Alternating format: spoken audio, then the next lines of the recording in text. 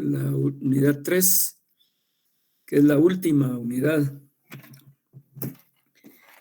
Y que el día de mañana vamos a tener un examen, un segundo examen parcial que contiene toda la parte de la unidad 2, ¿verdad? Incluyendo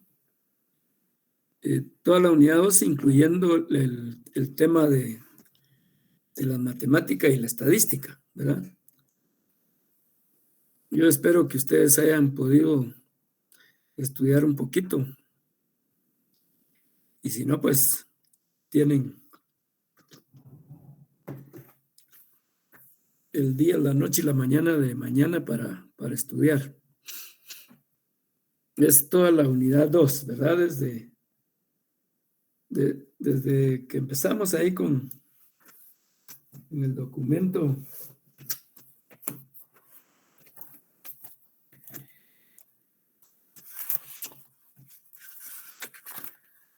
Estamos desde la página 45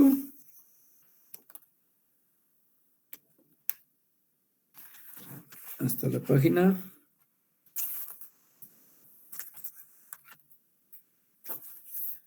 151, ¿verdad? De la 45 a la 151. Pero una buena parte de esta unidad 2 es toda la práctica que ustedes hicieron ya del proyecto de investigación. Entonces hay muchas preguntas ahí que se las saben ustedes muy bien porque tienen la experiencia del proyecto. Luego, esa es la primera.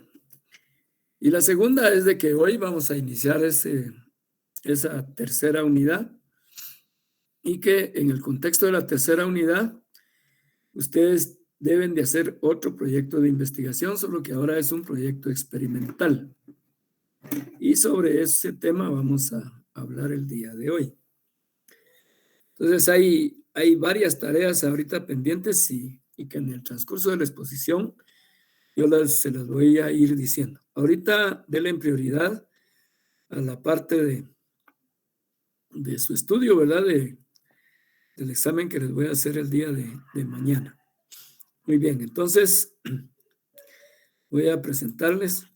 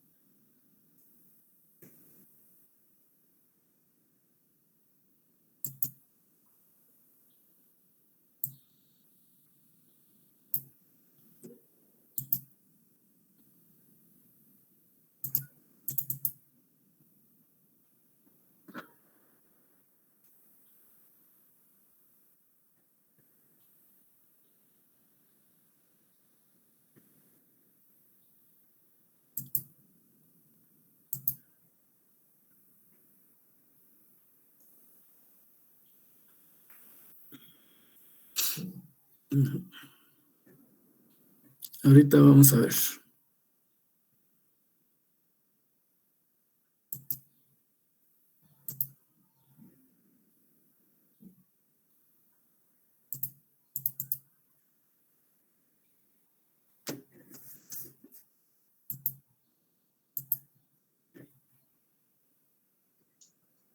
Buenas tardes, licenciado. Buenas tardes.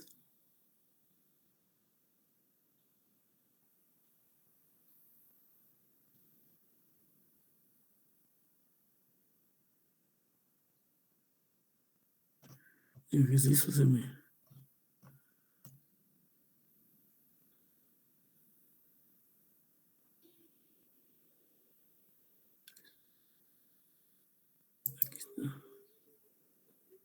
Aquí está.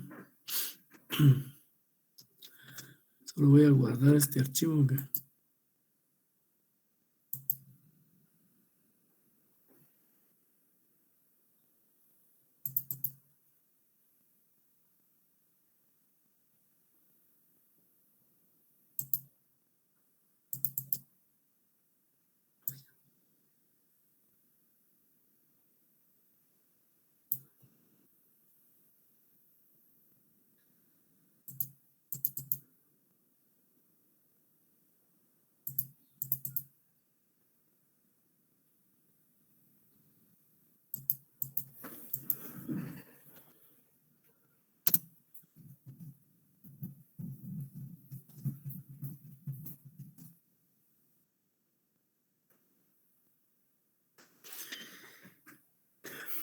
¿Ya se mira?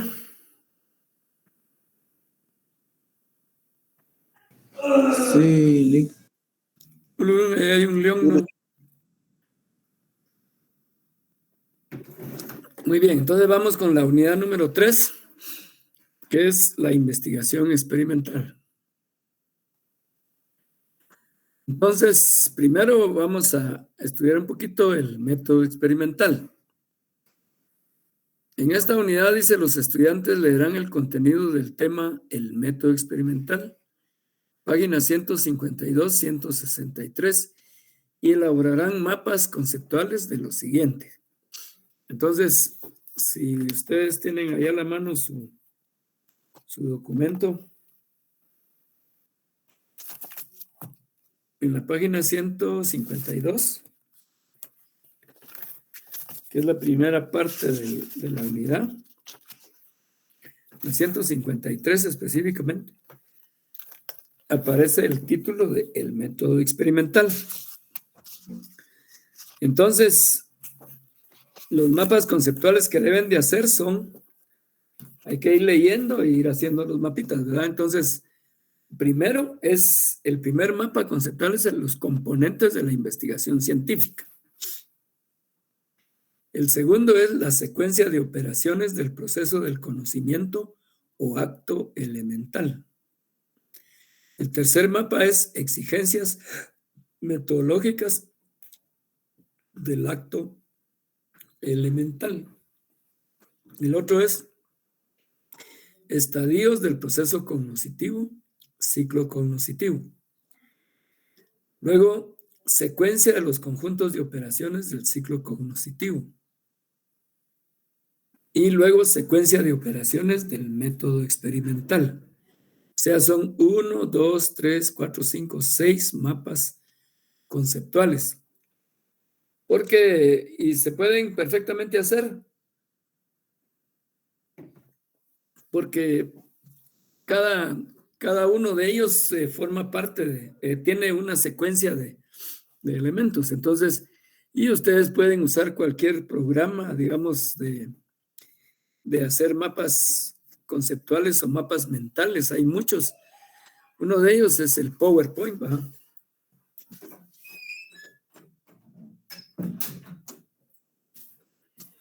PowerPoint es uno de los que hay, luego está Canva y hay otros muchos, ¿verdad?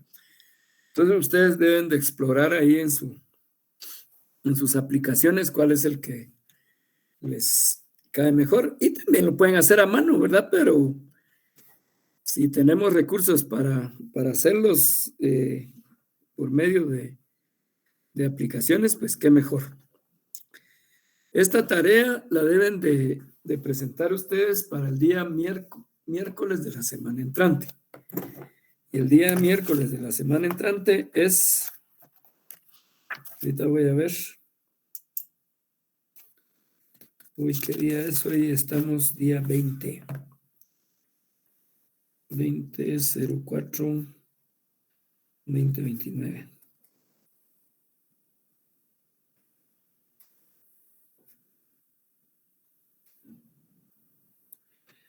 Entonces, ustedes los presentan el día miércoles. Vamos a ver.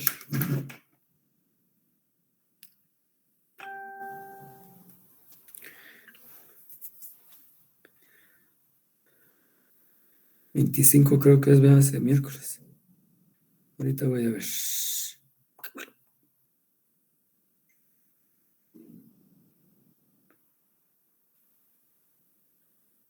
Cae 27, Lick. 27. El 27/04. Y esta tarea ya la tienen los compañeros de GAL, que ellos la tienen que entregar este lunes, el lunes 18.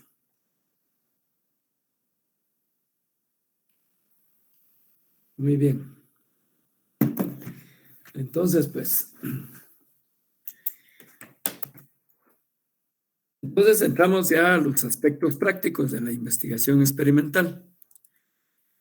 La investigación experimental tiene muchas semejanzas con la investigación social, especialmente a lo que se refiere a sus etapas iniciales. La investigación experimental, al igual que la investigación social, tiene un ciclo. Recuérdense de ese ciclo, ¿verdad?, de la investigación, que primero es la formulación del proyecto. Segundo es la ejecución del proyecto. Tercero, la presentación del informe de los resultados. Y cuarto, la aplicación de los resultados a la realidad. Y yo repito lo mismo aquí que anteriormente, ¿verdad? Digamos, la primera cuestión es de que la tarea que ustedes van a hacer es solo la primera, ¿verdad? Solo vamos a formular el proyecto, ¿verdad? Estas tres partes ya no, solo es la formulación del proyecto. Y la segunda cuestión que quiero decirles aquí es de que la aplicación de los resultados a la realidad ya no es responsabilidad de los investigadores. Esto es responsabilidad ya de los actores o de las personas responsables de resolver los problemas que se investigan. La tarea de los investigadores es generar posibles soluciones a la problemática, pero ya son los actores los que están obligados prácticamente a tomar decisiones. Muchas veces cuando se dice, por ejemplo, que la investigación que se realiza en la universidad no sirve para nada, eso no es cierto. ¿Por qué? Realizada la investigación, lo único que nosotros tenemos que hacer es darla a conocer a las personas, a los grupos, a la sociedad, ¿verdad?, del problema investigado. Porque ya la aplicación de los resultados es una responsabilidad de quienes toman decisiones. Yo les voy a contar una experiencia personal, ¿verdad?, que particular que nosotros tuvimos con un proyecto que realizamos en el año 2002. Lo terminamos en el 2002, pasamos el 2001, creo, haciendo toda la investigación. La investigación se llama Problemática de Educación en el nivel medio del departamento de Quetzaltenango. Entonces ahí nosotros hicimos una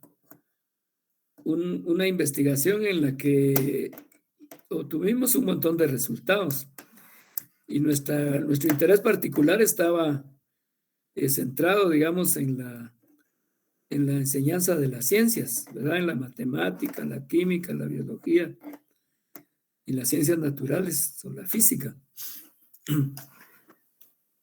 Y uno de los resultados que obtuvimos fue que, en primer lugar, no existía, digamos, una guía curricular.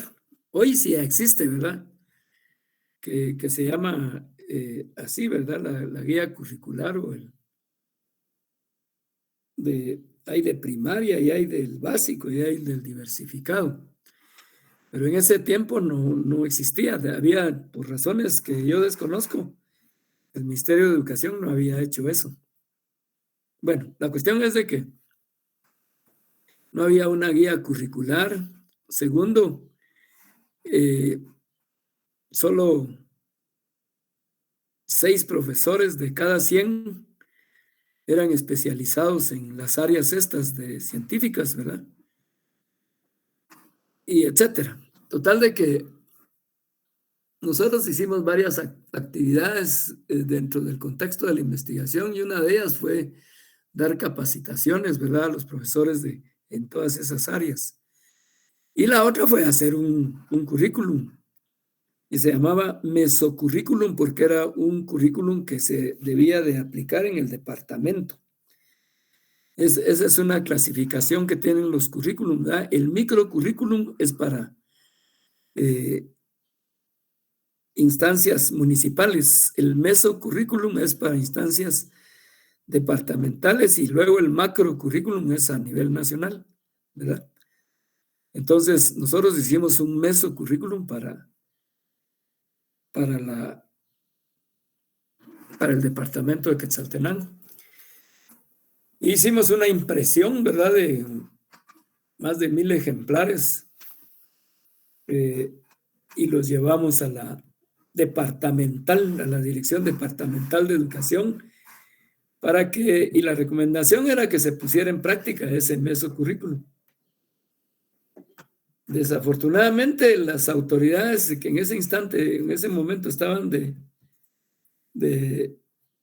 la dirección departamental, pues nos recibieron el documento y todo y lo guardaron, ¿verdad? Y yo creo que si vamos a buscar por allá de estar el montón de libros de esos o los quemaron o saber qué hicieron, pero nunca tomaron la decisión, ¿verdad? A las cansadas, muchos años después, ya el Ministerio de Educación hizo esas otras, las guías curriculares, ¿verdad? Que están contenidas en todo ese esquema que se llama el Currículum Nacional Básico, ¿verdad?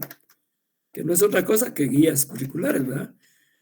Entonces, esto para ejemplificar, ¿verdad?, de que nosotros cumplimos con identificar el problema, también cumplimos con hacer capacitaciones, pero el ministerio ya no cumplió porque la decisión que debía de tomar en ese instante era el de poner en práctica ese mesocurrículum, pero no lo hizo. Entonces, por eso, pues, la obligación de los investigadores es formular su proyecto, ejecutarlo y presentar informes. Hasta ahí. El cuarto ya es una cuestión de quienes toman decisiones.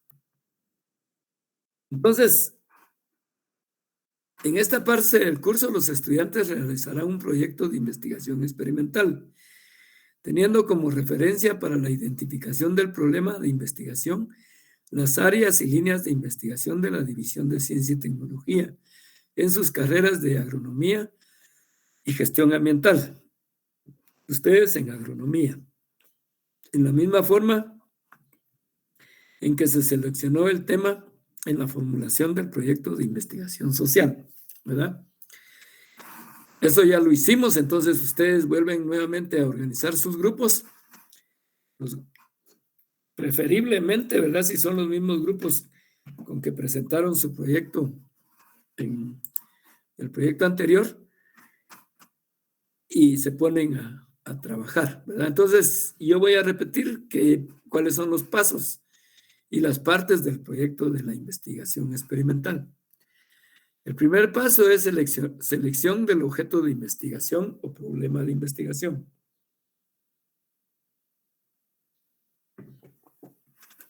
En el caso de la investigación experimental, el objeto de estudio o problema debe ser susceptible de que el investigador pueda intervenir de manera directa o indirecta en los mecanismos naturales de su funcionamiento, por lo que generalmente el ámbito de ocurrencia de esta clase de fenómenos es la naturaleza. Esto pues en el sentido de que en la investigación social el elemento fundamental son las personas, ¿verdad? Ahora aquí podemos hacer experimentos, digamos, con plantas, con animales, ¿verdad? Y de tal manera de que se puedan hacer manipulaciones de parte del investigador y controlar algunas variables, ¿verdad? Por ejemplo, la variable temperatura, la variable humedad, etcétera. A veces hay tantas variables. Claro que también con humanos se puede hacer experimentación, pero digamos en agronomía la experimentación es fundamentalmente con plantas, ¿verdad? Con animales, por la parte de zootecnia que ustedes pueden llevar también, ¿verdad? Entonces, deben de seleccionar en la parte, digamos, en el documento ese en el documento de las áreas y líneas de investigación de la División de Ciencia y Tecnología, seleccionen el área y la línea y luego su tema, ¿verdad? Ese es trabajo ya del equipo. El planteamiento del problema debe dejar claro cuál es el problema que se va a investigar. Y desde aquí debe de identificarse la localidad en la que se realizará la investigación. Y no se olviden de incluir las preguntas que guiarán la investigación. He estado leyendo ya sus proyectos de investigación y algunos no incluyen las preguntas en el planteamiento del problema, ¿verdad? Y hubo algunos que ni siquiera siguieron la guía y se pusieron a hacer otras cosas, ¿verdad? El primer punto, de acuerdo a lo que hemos visto, es el planteamiento del problema, ¿verdad?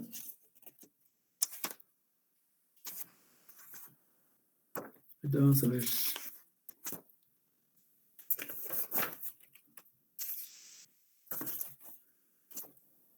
Tengo una...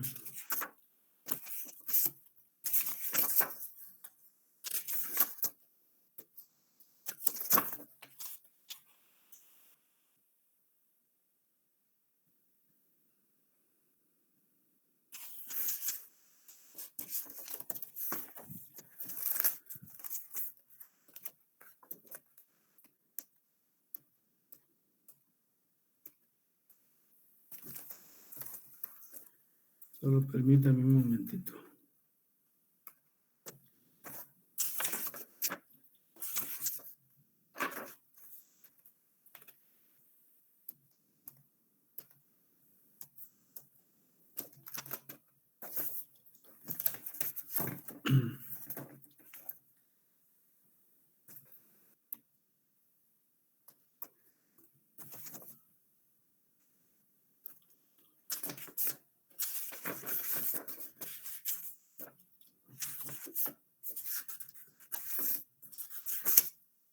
Ahorita voy.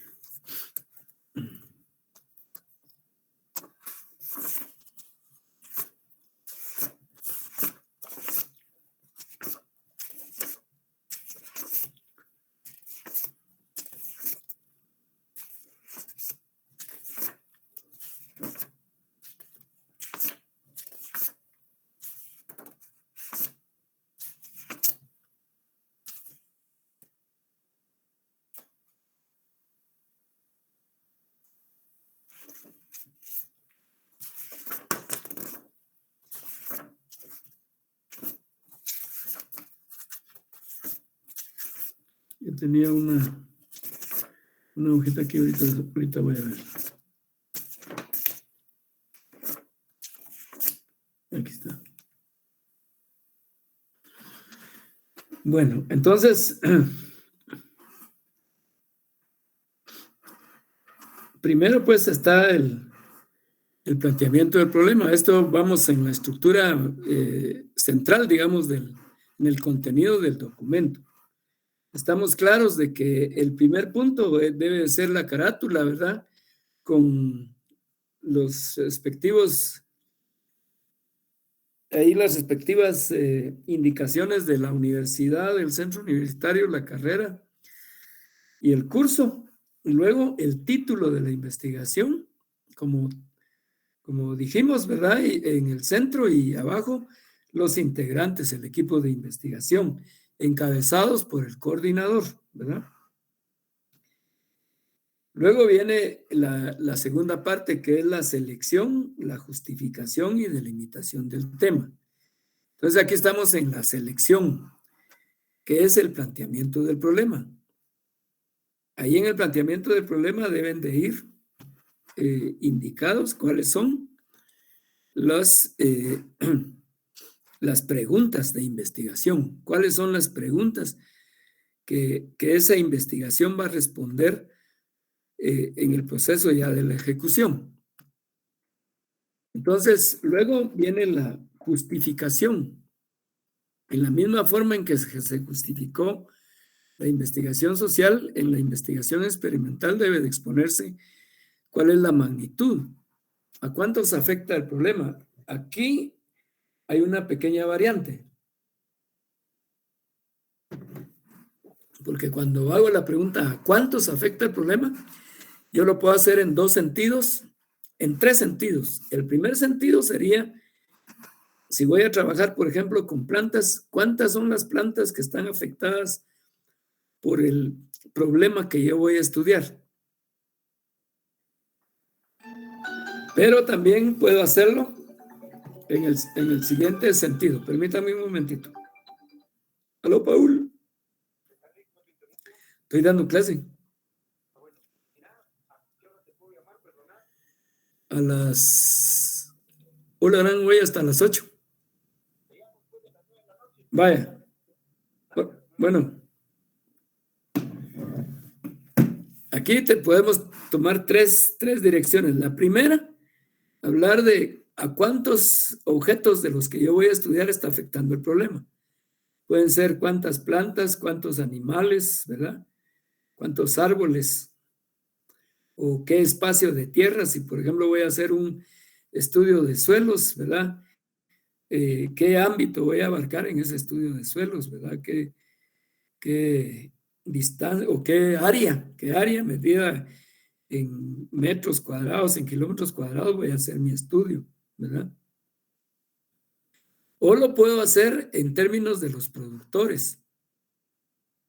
Hay tantos productores que han señalado que están afectados por este y otro problema, por el problema que yo voy a investigar.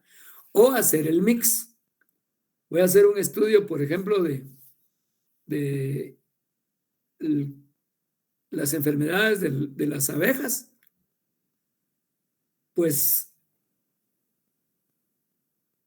están siendo afectadas tantas colmenas que pertenecen a tantos productores, ¿verdad? A tantos apicultores. Entonces, aquí la magnitud debe de determinarse a partir de esas tres opciones, ¿verdad? En el estudio social solo pensábamos en la magnitud de cuántas son las personas, pero hoy, ¿cuántas son las cosas? ¿O cuántas son las personas? ¿O cuántos son las cosas y cuántas son las personas? Luego viene la trascendencia. ¿Cómo valoran los afectados el problema? Entonces aquí, también digamos en términos de la trascendencia, nosotros lo podemos evaluar nosotros mismos, ¿verdad? Por ejemplo, si voy a hablar solo de cosas, yo puedo decir, bueno, con una pequeña entrevista que haga yo a otros conocedores del asunto, preguntarles, ¿verdad? ¿Qué opinan? O a los mismos productores, ¿verdad? ¿Qué opinan del problema?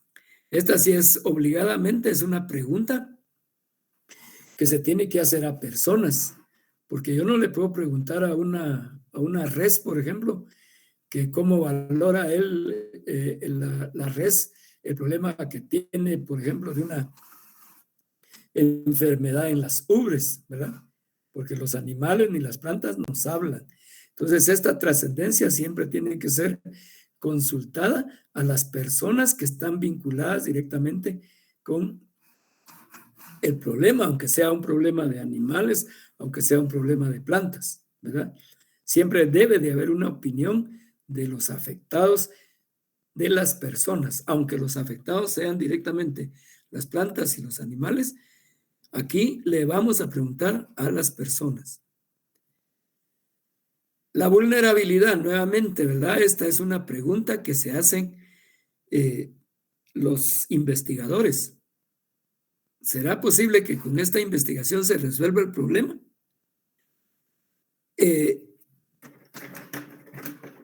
Como esto no depende directamente de los investigadores, pero sí, digamos, las propuestas que se hagan me pueden dar a mí luz antes de hacer la investigación de que sí, el problema se puede resolver, ¿verdad? Porque tal y tal cosa, porque sí, porque tal, porque no. Pero esta es una pregunta de los investigadores. Y la factibilidad, también una pregunta de los investigadores. ¿Se cuenta con los recursos humanos, materiales y financieros para hacer la investigación? Y finalmente, ¿qué sucedería si la investigación no se hace? Esto es en el tema de la justificación de la investigación. Muchos de ustedes en los proyectos que presentaron no llevan esta línea de justificación y la justifican otro montón de cosas, pero que no llevan esa línea, ¿verdad? Y esto sí es importante porque quienes califican si un proyecto se puede hacer o no se puede hacer, especialmente si va a ser financiado por una institución o por una persona, les interesa en realidad ver si el problema tiene una magnitud que merezca la pena de hacerse, ¿verdad? Si está afectando a tantos o a tantas que valga la pena hacer la investigación. También la valoración que los afectados hacen es trascendental. Si muchos pueden decir, ni cuenta nos hemos dado que existe el problema, pero esa ya es una valoración, porque quiere decir que el problema está oculto y nosotros sí lo estamos viendo, pero la gente no, ¿verdad? O puede ser que la gente sí lo sienta y tenga conciencia del problema y que diga sí es necesario hacer la investigación, ¿verdad? Porque nos está afectando. Y esto ya es cuestión de los investigadores. Estas dos cuestiones las deben de evaluar el grupo, ¿verdad? Luego viene la cuestión de la delimitación del tema de la investigación. En este caso debe de describirse en forma clara el espacio geográfico en el que se realizará la investigación, haciendo las referencias de la longitud, latitud y altitud de la localidad, así como los rasgos climáticos más importantes. En el caso de la carrera de agronomía debe hacerse una descripción de los productores de la localidad y en la carrera de GAL de los habitantes del espacio en que se hará la investigación en función del tema que se vaya a abordar, ¿verdad? Es probable que en algunas investigaciones no haya detrás de ellos personas, ¿verdad? Pero siempre hay necesidad de auxiliarse del conocimiento de la gente. Una vez que hemos hecho eso, nos vamos al planteamiento de objetivos. Se formulará un objetivo general y los objetivos específicos pertinentes, que estén vinculados al tema de investigación y a las preguntas de investigación. Por eso es que es importante que desde el principio nosotros identifiquemos el título, ¿verdad? Porque el título debe de decirnos claramente cuál es el tema de la investigación, ¿verdad? Por ejemplo, yo les leo aquí algunos títulos. Yo estaba haciendo hoy un recuento de unas investigaciones que hemos hecho nosotros y les digo, por ejemplo, grado de desarrollo tecnológico de la fuerza de trabajo empleada en la industria de la región 6. Nos interesaba saber cuál es el nivel de preparación técnica que los trabajadores que operaban en ese tiempo en la industria de la región 6 tenían, ¿verdad? ¿Qué nivel? Si tenían un bachillerato, digamos, de especialización en la rama que estaban trabajando, o si eran ingenieros, etcétera, ¿verdad? Y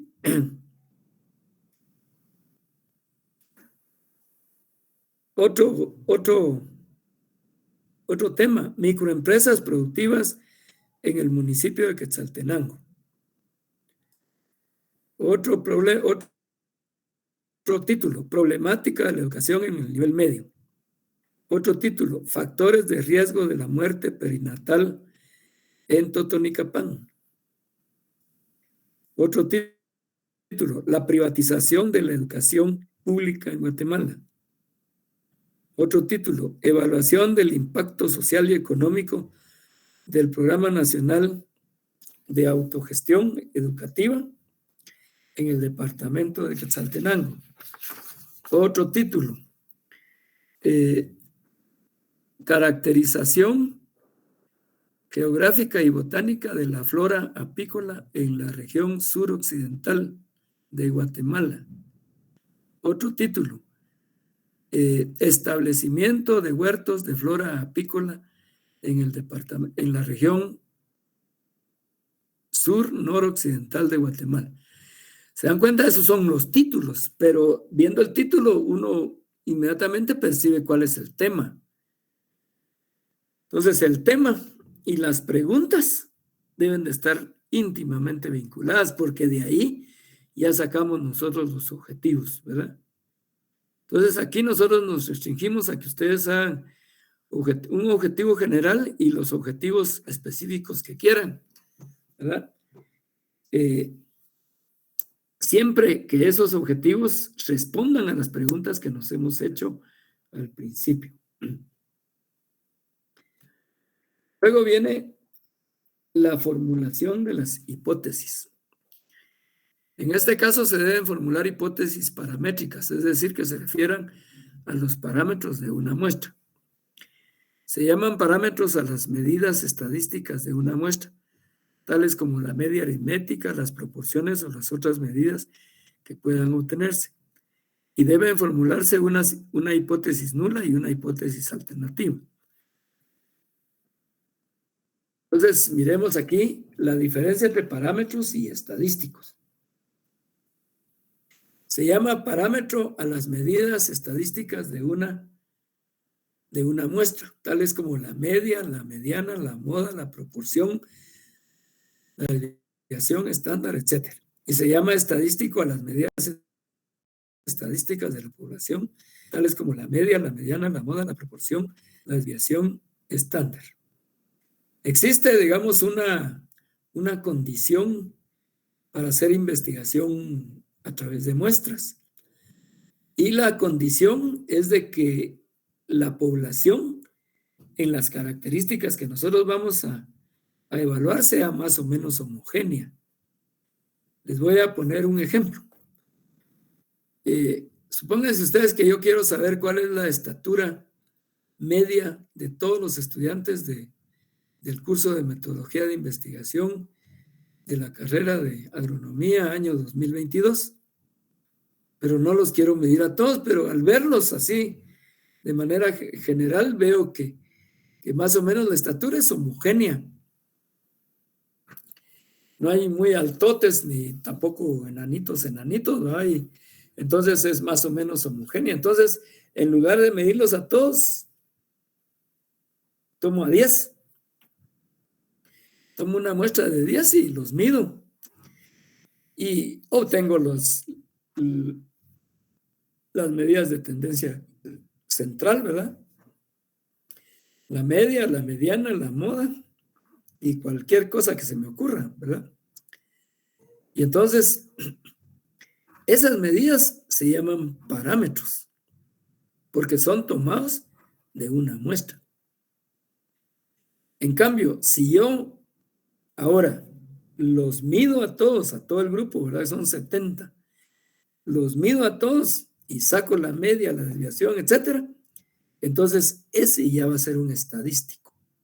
Entonces, la diferencia entre parámetro y estadístico es de que parámetro es una medida de una muestra, en tanto que estadístico es una medida estadística de la población en su conjunto, ¿verdad?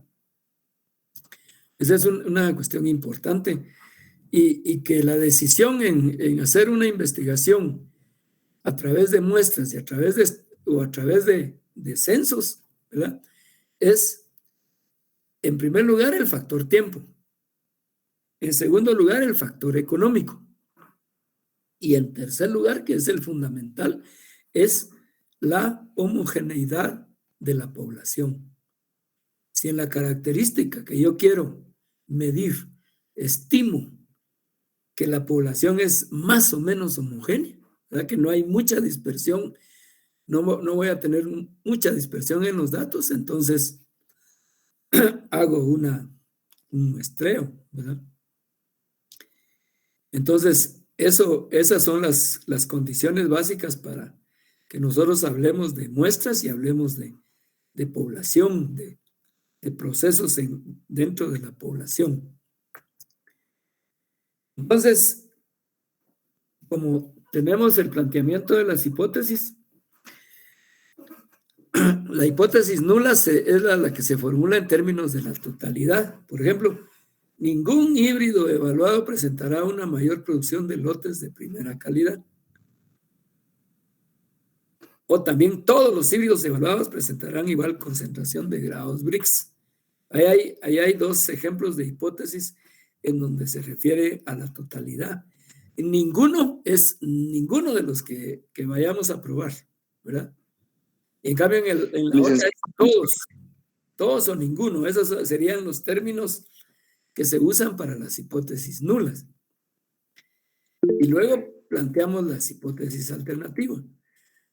Las hipótesis nulas y las alternativas son mutuamente excluyentes. Y el proceso de investigación consiste en validar cualquiera de las dos. La alternativa a la primera dice al menos uno, porque ya decía ninguno. Al menos un híbrido evaluado presentará una mayor producción de lotes de primera calidad. Y en la segunda que decía todos, ahora vamos a decir al menos uno, ¿verdad? Al menos un híbrido evaluado presentará una mayor producción. ¿Qué pasa? Si nosotros cuando hacemos todas nuestras pruebas allá en donde decíamos todos, resulta que no son todos, sino que es un 10%, un 50% de los todos, entonces aquella hipótesis es rechazada y se acepta esta, al menos uno, ¿verdad? Por ejemplo, en la otra que decía que ninguno, y resulta que verdaderamente ninguno de los híbridos presenta mayor producción, entonces validamos aquella y esta no, ¿verdad? Entonces, Licenciado, sí, perdone. sí. Disculpe, no sé si me puedo retirar de la clase. Fíjese que tengo que llevar a mi mamá a su consulta médica, que nos la cambiaron ahorita. No sé si fuera posible. Solo déjame tu nombre. Josber Adolfo Josber. García Chos. Ajá. Vaya, ya te controlé ahí, Josber. No tengas pena, Josber. Gracias, licenciado. No tengas Pase muy pena. buena tarde. Bueno.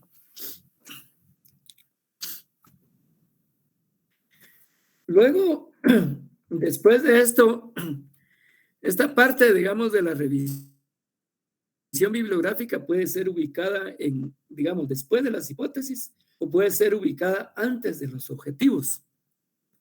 Esto va a depender mucho de ¿cómo se llama? De los formatos que se exigen, ¿verdad? Por ejemplo, cuando los estudiantes presentan su seminario 1, cuando ya han cerrado cursos y presentan su seminario 1, que es, que llevan, digamos, cuál es la investigación que van a hacer. El orden es el título, la selección, justificación y delimitación del tema, y ahí va la revisión bibliográfica, o sea, el marco teórico y conceptual, ¿verdad?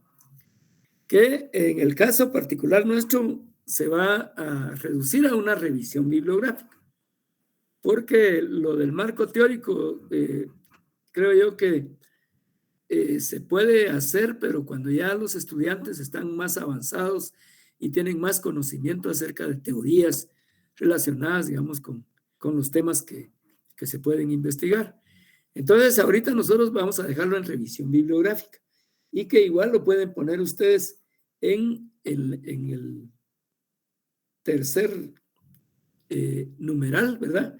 Uno sería el título de la investigación, o sea, la carátula, ¿verdad? 2, la selección, justificación y delimitación del tema. 3, la revisión bibliográfica. 4, planteamiento de objetivos. 5, formulación de hipótesis. Pero revisemos la revisión bibliográfica. Veamos qué es la revisión bibliográfica. Licenciado, disculpe. ¿Sí me hablaban?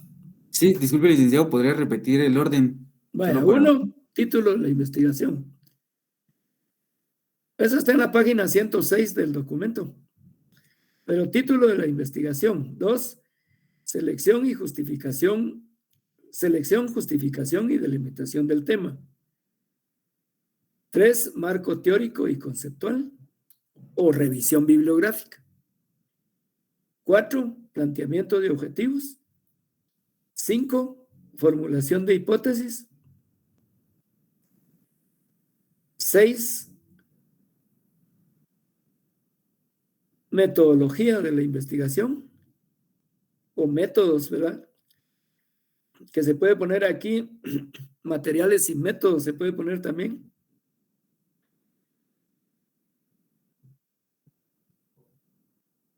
Luego viene, y ahí va, después vamos a seguir con las otras partes. Entonces, en este caso se debe hacer una revisión bibliográfica del experimento, de experimentos iguales o semejantes al que se pretende realizar, reseñando o resumiendo cuáles han sido los métodos empleados y los resultados obtenidos en estas investigaciones y que resulten de importancia y de referencia a la investigación que se pretende realizar. Luego viene la parte de materiales y métodos. Esta etapa es propia de la investigación experimental y constituye una diferencia sustancial con la investigación social. En primer lugar, se debe hacer una descripción de los materiales que se van a utilizar en el experimento, indicando con claridad qué es lo que se pretende evaluar, si es rendimiento, si es control de plagas, si es enraizamiento, etcétera. Es decir, tantas cosas que se pueden hacer ahí en la investigación. Luego se indica que el método que se va a utilizar es el método probabilístico experimental, porque en la mayor parte de casos de la investigación agropecuaria y en algunos casos en la ambiental, se formulan hipótesis paramétricas y cuando esto ocurre, el método es el probabilístico experimental, toda vez que las pruebas de hipótesis se basan en generalizar los resultados de la muestra a toda la población, basándose en pruebas de probabilidad. Aquí hay una cuestión muy importante que tenemos que rescatar, ¿verdad? Porque, permítanme un momentito, voy a traer una tesis para que vean ustedes.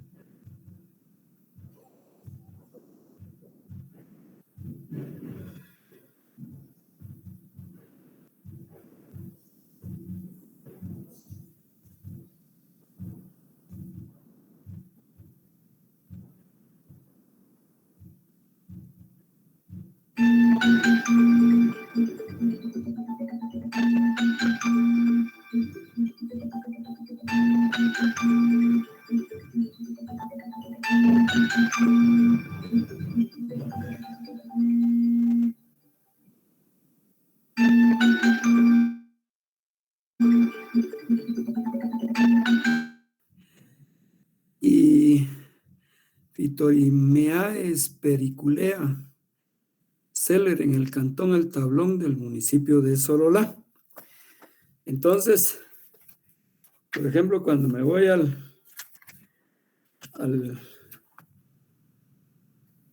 materiales y métodos, Vamos a ver la página 15. Dice, materiales y métodos. Está la localización y descripción del área experimental. La descripción del trabajo experimental.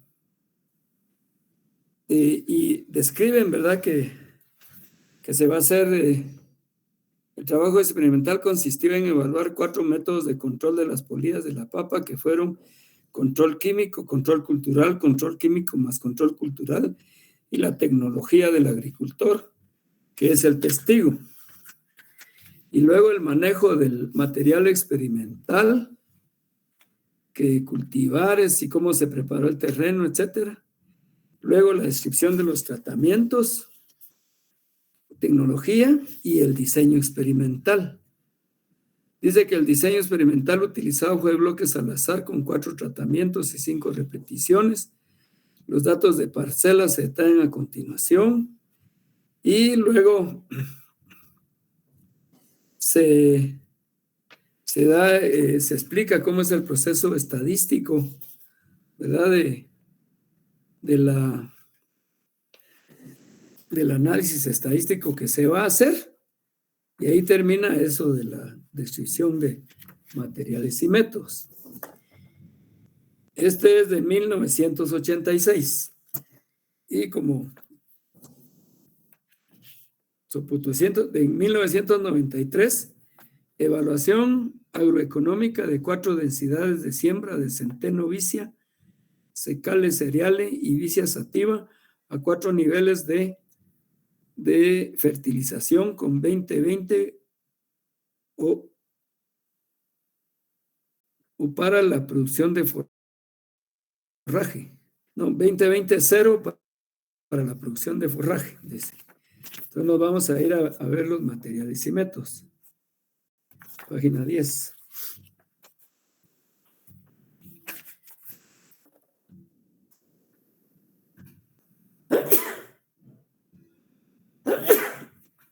Características del lugar experimental.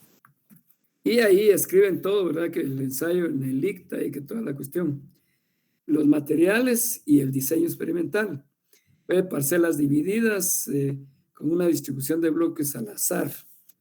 El tamaño de las parcelas, las variables, el manejo del experimento, el muestreo de suelos, etcétera, ¿verdad? Y ahí está.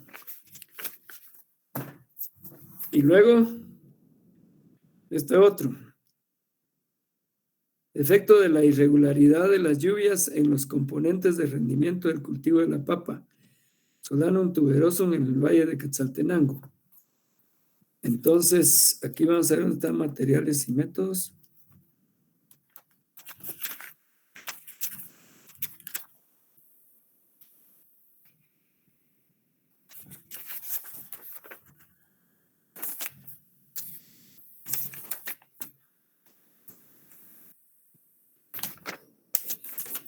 Materiales y métodos, página 19. Descripción del área de investigación, descripción de la investigación, siembra, fertilizantes, variables medidas, variables económicas, análisis e interpretación, utilizó el estadístico TED-Student y nada más, ¿verdad?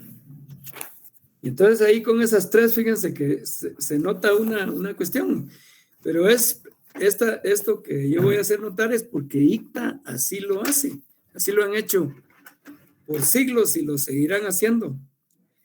Cuando hablan de los materiales y métodos, cuando hablan del método, en ningún momento mencionan el método probabilístico experimental, ¿verdad? Porque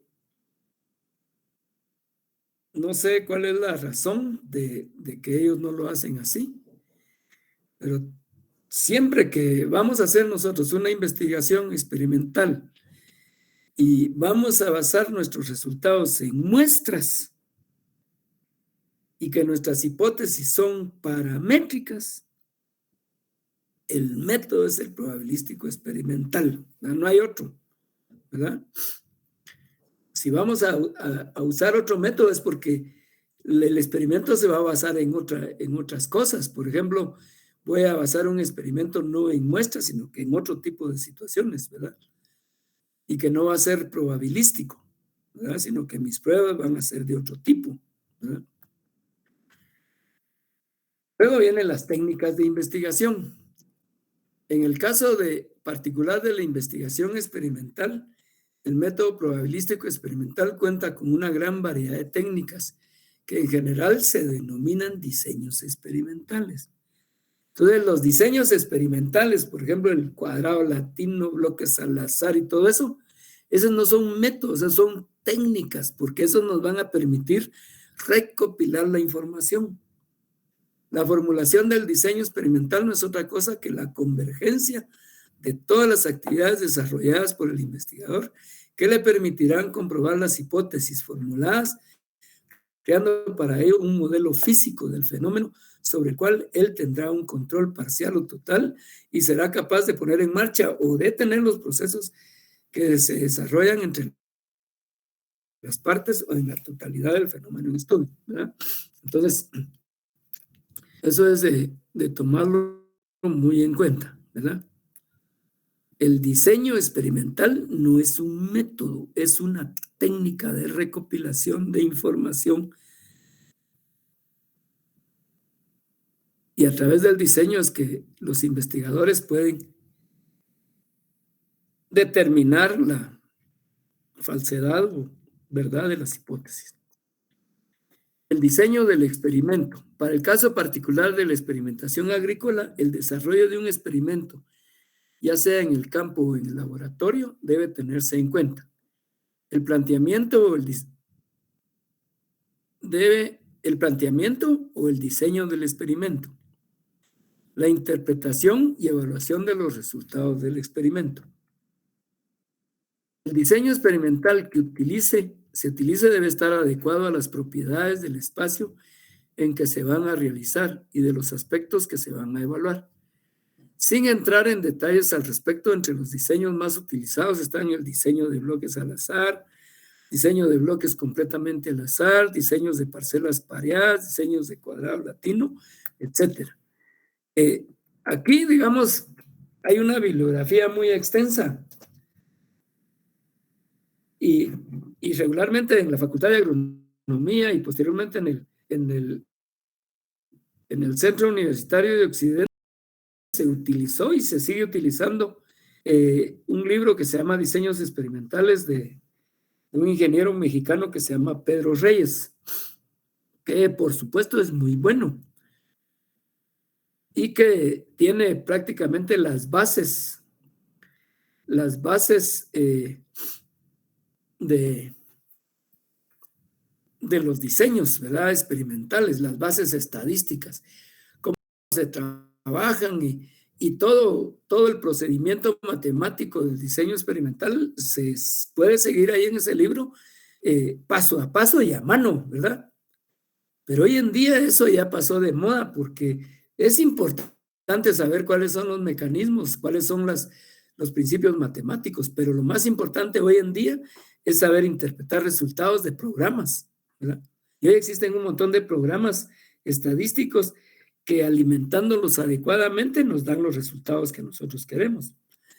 Y sin ir muy lejos, ¿verdad? Yo les voy a poner aquí, digamos, ahorita voy a ver dos cosas. Una, en Google, y ustedes lo pueden hacer ahí junto conmigo, pongan diseño de bloques al azar.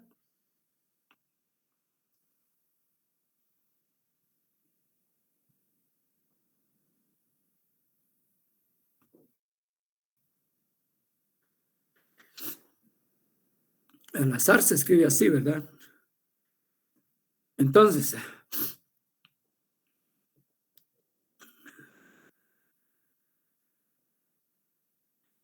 aquí encuentro yo, digamos, ejemplos, dice, de diseños de bloques al azar.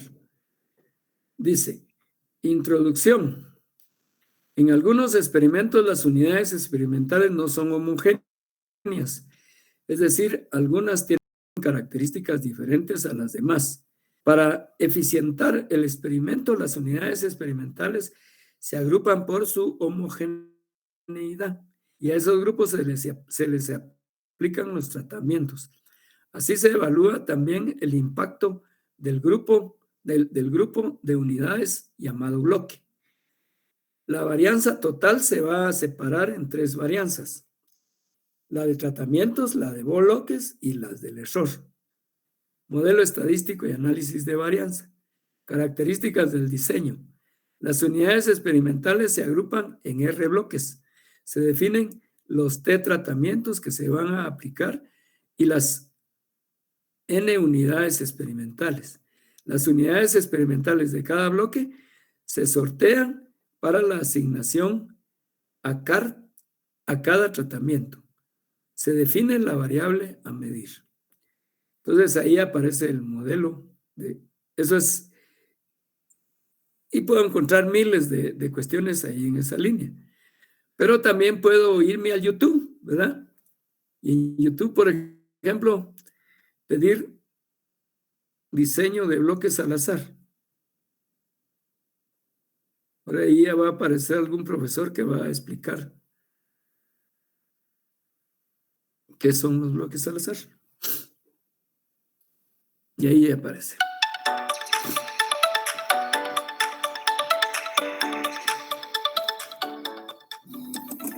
Espero que lo oigan. Bienvenidos a esta nueva entrega sobre el diseño en bloques al azar.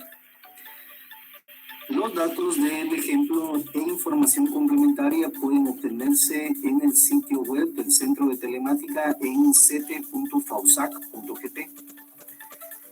En esta ocasión se mostrará un ejemplo de cálculo de las sumas de cuadrados, el valor de f, y las conclusiones alrededor de un ejemplo para el diseño de bloques al azar.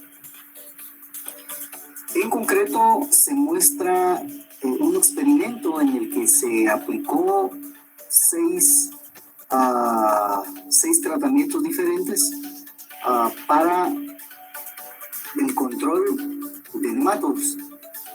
Como puede verse en pantalla, se hace una comparación desde un testigo en el que no hay aplicación de nematicida hasta variar la aplicación de oxamil en diferentes dosis y formas de aplicación, como también el carbofurano. La tabla de datos de resultados se muestra en pantalla y corresponde al número de nematodos vivos por unidad experimental. Habrá que considerar el orden. Bueno, y así, digamos, ahí ese es un video de la FAUSAC, ¿verdad?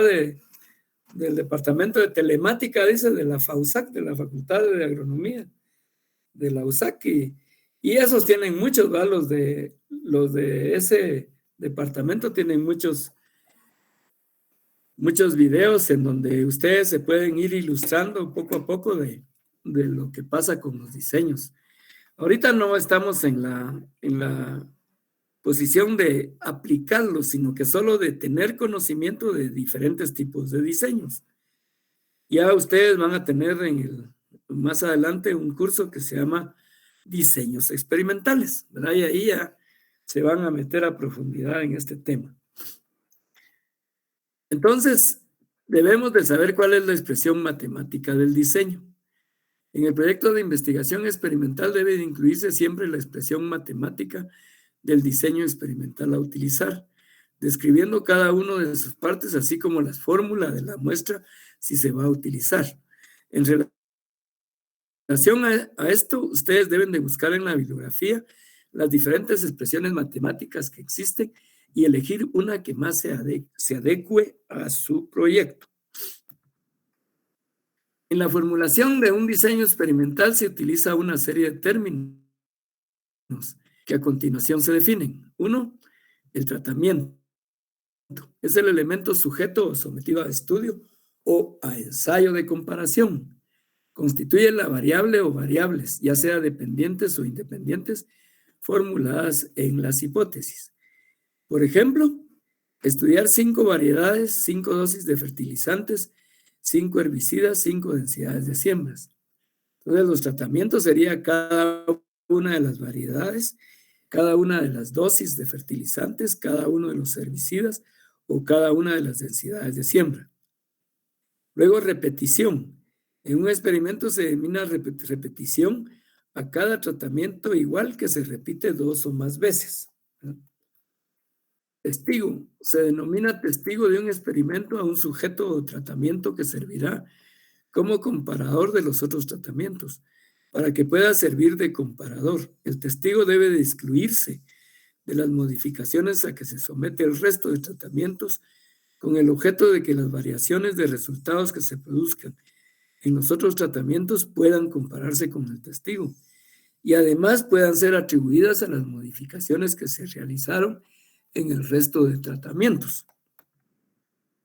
Por ejemplo, se evaluará una serie de 5 densidades de siembra de una hortaliza determinada. Para ello se elige un distanciamiento testigo que puede ser el que los productores utilizan en la localidad en la que se realizará el experimento. Luego se eligen 5 distanciamientos diferentes y los resultados se comparan con el testigo. Y las diferencias existentes y los demás factores no han variado, se atribuyen a las diferentes densidades de siembra. Luego el concepto de unidad experimental se denomina así al material o lugar sobre el cual se aplican los tratamientos en estudio. Puede ser una parcela, una maceta o grupos de macetas, un marrano o grupo de marranos. Las unidades experimentales generalmente muestran variaciones que se denominan errores experimentales. Error experimental. Cuando se aplican los tratamientos en una unidad experimental, en los resultados se presentan variaciones que se clasifican de la manera siguiente. Variaciones pertinentes.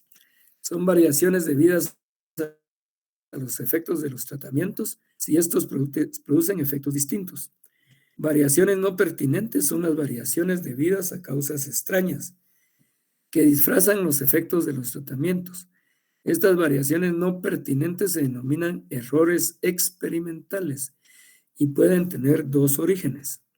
1, las variaciones de las unidades experimentales y 2, las variaciones por falta de uniformidad en el manejo de las unidades experimentales. Los errores experimentales no pueden eliminarse totalmente, sin embargo, pueden minimizarse sus efectos y reducirlos de tal manera que su existencia no incida estadísticamente en los resultados obtenidos. Aquí hay algunos métodos para reducir el error experimental. Utilización de unidades experimentales tan uniformes como sea posible, un tamaño adecuado de la unidad experimental, eliminación del efecto de orilla y la competencia mutua entre tratamientos contiguos y el uso del concepto de parcela útil, utilización de un número eficiente de repeticiones para cada tratamiento, el manejo de las unidades experimentales tan uniformemente como sea posible, poner todos los tratamientos en igualdad de condiciones, de manera que si alguno es superior a los demás tenga oportunidad de demostrarlo, adecuada distribución de los tratamientos por medio de sorteos, estratificación, etc. Y aplicación de métodos estadísticos que permitan separar las diversas causas de variación y obtener el mejor provecho de los resultados. Los experimentos para probar hipótesis. Hay experimentos simples, son aquellos en los que se estudia un solo factor de variación. Por ejemplo, variedades o niveles de fertilización o densidad de siembra. En los experimentos simples se pueden utilizar los siguientes tipos de distribución de tratamientos.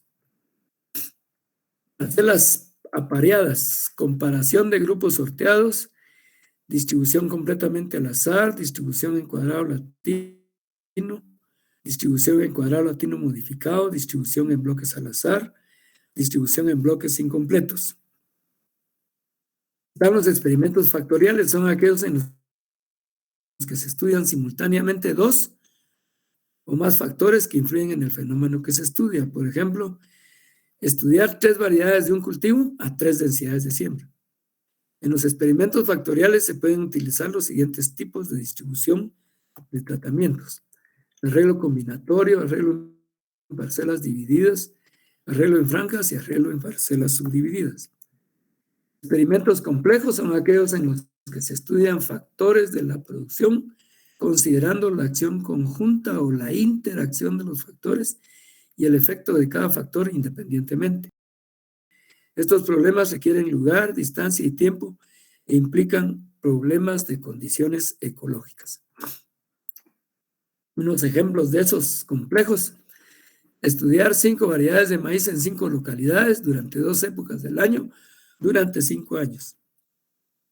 Localización del lugar para realizar los experimentos que cumplan con condiciones mínimas de accesibilidad, representatividad, uniformidad del suelo y de las unidades experimentales, así como el material de los experimentos. Reducir las fuentes de error tanto como sea posible.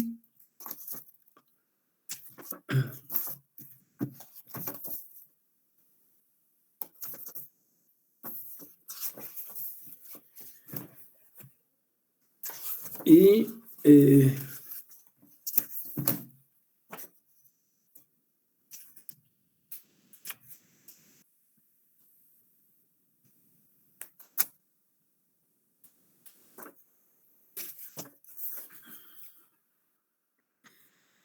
mantener constantes los demás factores que afectan la producción, ¿verdad? Esto es en los ejemplos complejos.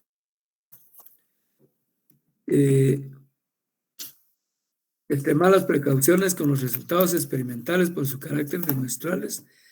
Repetir experimentos uniformes en diferentes localidades, años y suelos. Conocer la tecnología aplicable para cada cultivo y conocer los problemas del productor, del industrial, del comerciante y del consumidor. Estas son las consideraciones básicas, digamos, en cuanto a las diferencias fundamentales entre la investigación social y la investigación experimental. Ya ustedes deberán de profundizar, digamos, en aquellos aspectos que se relacionen con el tema este que nos va a tocar desarrollar. Luego viene el plan de trabajo, las actividades para la ejecución del proyecto, el cronograma de las actividades y el respectivo diagrama de Gantt y el presupuesto. La bibliografía que debe hacerse de acuerdo a las ramas o normas del CAT y ICA y los anexos, ¿verdad? En el que pueden ir algún mapa de la localización, fotografías que se han tomado previamente y otra información que sea pertinente. Entonces, el documento que deben entregar debe contener, ¿verdad? Ahorita que ya estamos en el resumen, la carátula en la misma forma que el anterior, ¿verdad? La introducción, en la introducción debe hacerse una exposición breve de cuál es el problema, cuáles son los objetivos, cuáles son las hipótesis y cuál es el experimento, indicando luego las otras partes del proyecto, ¿verdad? Luego el planteamiento del problema, incluyendo las preguntas de investigación, la justificación, magnitud, trascendencia, vulnerabilidad, factibilidad y qué pasa si no se hace la investigación. 3, el planteamiento de objetivos general y específicos, el planteamiento de hipótesis, la revisión bibliográfica. Materiales y métodos, descripción detallada de los materiales del experimento, incluyendo los instrumentos de medida. El método, ya sabemos que es el probabilístico experimental. Las técnicas, la muestra y su fórmula. Si procede, debe decir aquí. Si procede. El diseño experimental y su expresión matemática. El plan de trabajo, las actividades con su respectiva duración, ¿verdad? Cronograma y diagrama de Gantt y presupuesto. Las actividades con respectiva duración. Cronograma, el diagrama de Gantt y su presupuesto. La bibliografía y los anexos. Y otra vez, igual que en el anterior, incluyen aquí la evaluación del grupo, la evaluación 360 del grupo.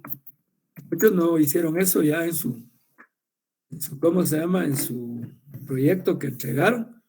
Entonces ahí van a tener solo la evaluación que yo haga. Y no puedo yo estar No puedo, digamos, incluir la de ustedes si no la hicieron, ¿verdad? Muy bien, entonces ahí estaríamos con esta parte. Entonces, sí, sí.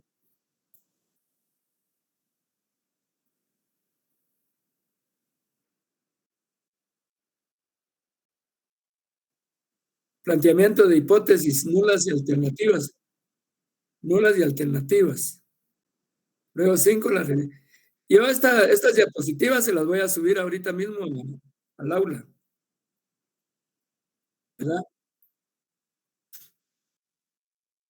Entonces ahí están los 10 aspectos que debe de tener su proyectito, ¿verdad? Entonces, ¿más preguntas?